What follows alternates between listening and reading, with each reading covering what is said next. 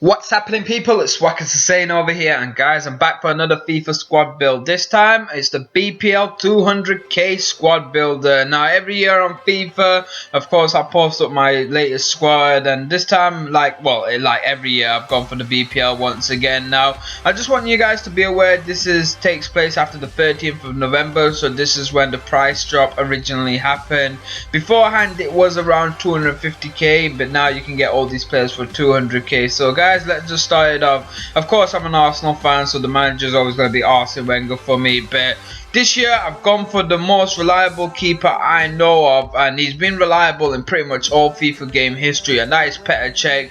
New to the Arsenal squad, and he plays phenomenal in the game and plays phenomenal in real life as well. 6'5", great stats on him. You can get him around 20k as well now these days, but I would recommend him. He's a solid keeper to have, and he's pretty much cheap as well. 20k is not bad for an 85 rated keeper. So guys, I've got Laurent Koscielny to back him up on the centre back. Again, you got that solid green link.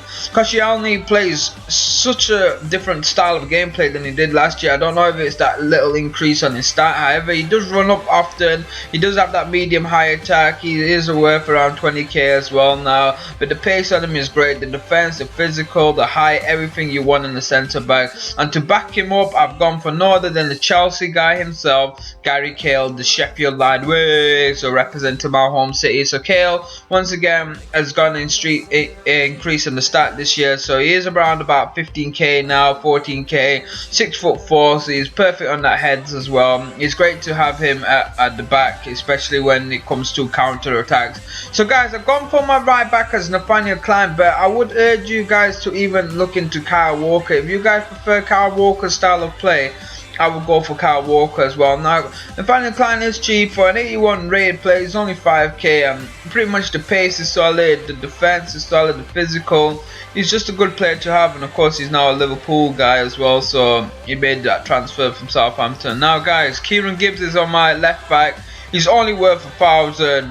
Great player, good young player as well for England. I could see a lot of potential in for the future.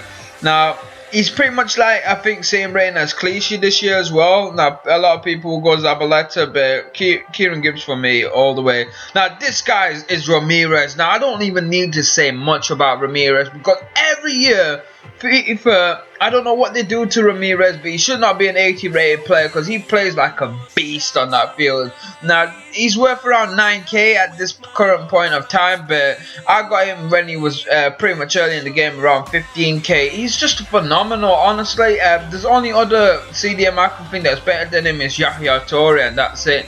So of course, Ramirez, I had to have a backup to him, and I gave him that solid green link up. Now, this year I've gone for a bit of a different cam, and he's not really much of a cam style that I play because of the pace, but Fabregas is absolutely phenomenal this year. I mean, look at that rating itself. He is worth around the 30k margin now, and the pass is on 90, so you can straight away get into the strikes as quick as possible. His ball control is phenomenal. He's great at free kicks as well. He's really accurate with stuff like that, so you want him as a cam. You ideally want him to back all the players.